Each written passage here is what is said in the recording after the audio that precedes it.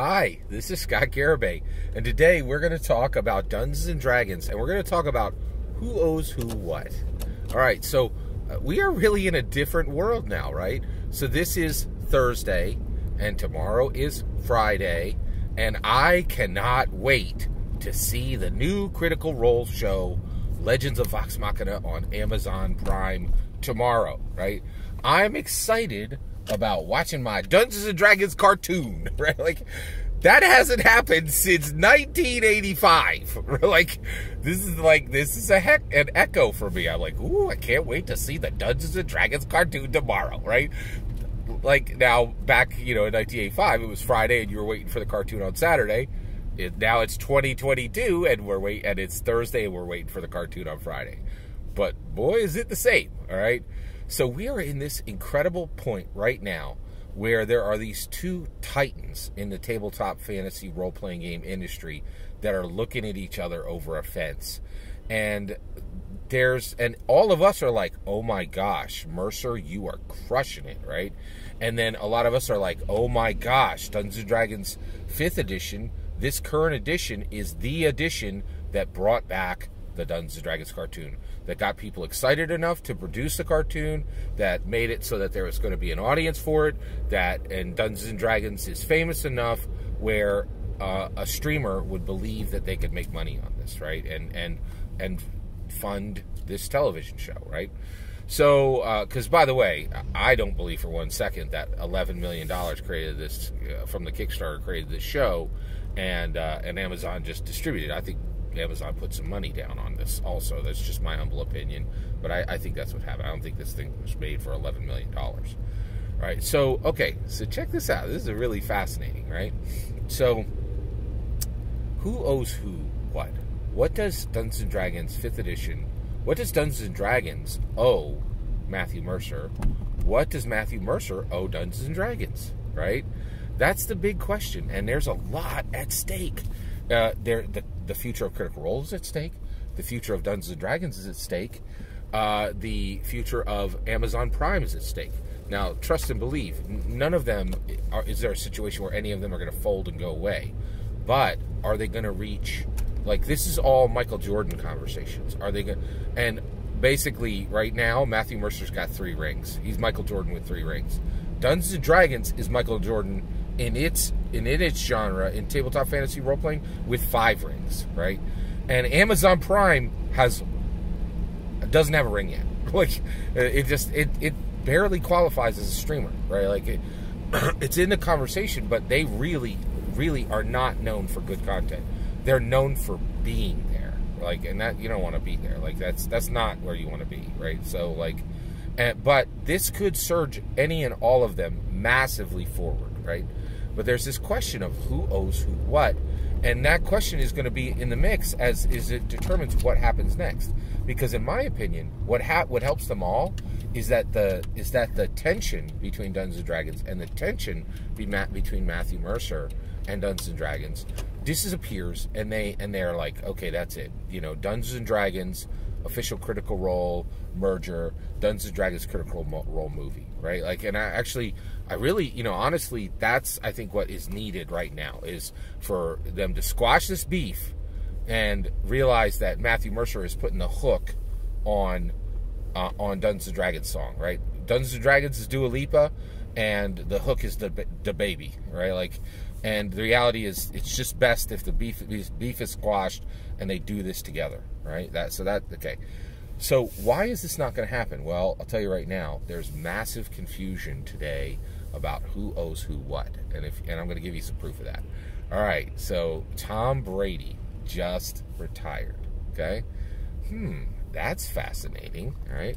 So he retires, and he makes this speech, right, about him retiring, and he gives the thank you section. Whoo, baby, listen to this. He did not say the words New England Patriots. Okay, all right. He did not specifically thank the New England Patriots owner, the New England Patriots coaches, multiple New England Patriot specific players. He did not, right? Did not.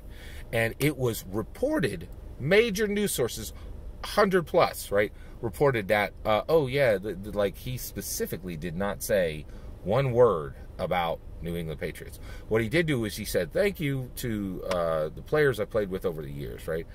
Like, okay, the 2 years you played with the Tampa Bay Buccaneers and the how many years you played with the New England Patriots. So here's the thing.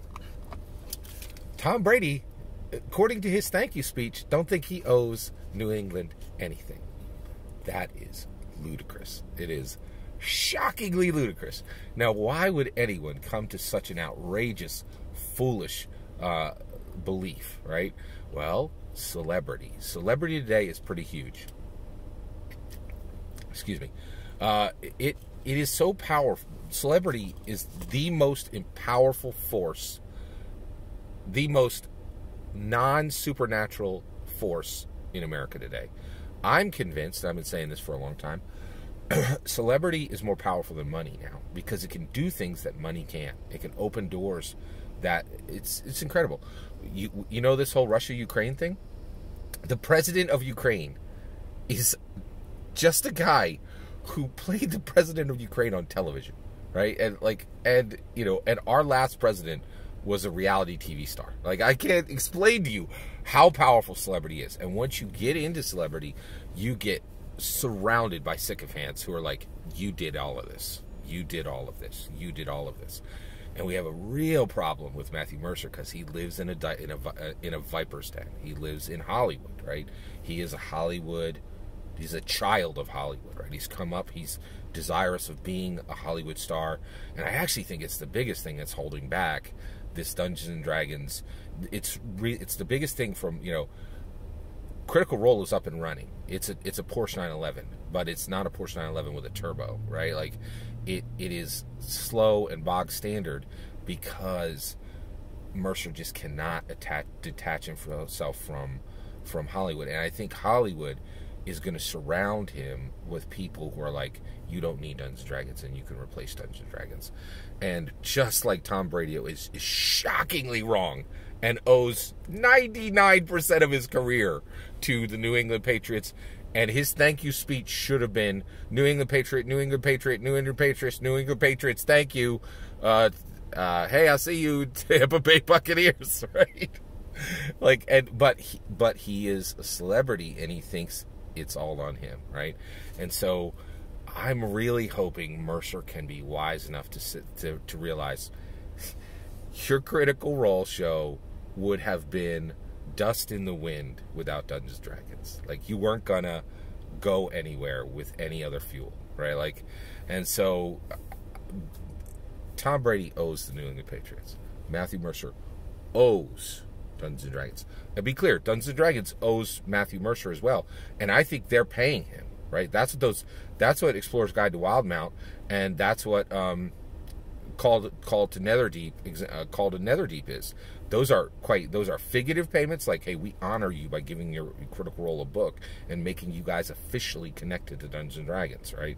The idea that Critical Role isn't connected to Dungeons & Dragons is ludicrous. They're quite literally, like, there are books that have Dungeons & Dragons and Critical Role icon. They're quite literally connected, right? Like, not figuratively, it's literal, right? And so, but I think Dungeons & Dragons, because it lives in Seattle and not in Hollywood, knows when they owe someone something. But Mercer, I think right now, doesn't really know what he owes to Dungeons & Dragons. The biggest thing I think he owed to it was he really should have made this cartoon accessible to everybody the way the first Dungeons & Dragons cartoon was. And because he forgot and thought he owed more to Sam Riegel than he did to Dungeons & Dragons, we're all like, I'm loving the show, but I can't share it with anyone. No one. I can't say, hey, no one in my personal life can be like, hey, you should watch this. They'll be like, what? Because most of the people I know have some connection to courteousness, right? And no one who has any respect for courteousness is going to share this with others, right? They're like, oh, this is like if I have 30 cats, right? Like, it's a fact. I know it. I ain't going to share it with people, right? So all that's my opinion. What do you think Mercer owes to Dungeons & Dragons? What changes should he make to pay back his debt to Dungeons & Dragons? I'd love to hear your thoughts. Let me know in the comments below. Please consider liking and subscribing, and have a wonderful millennium.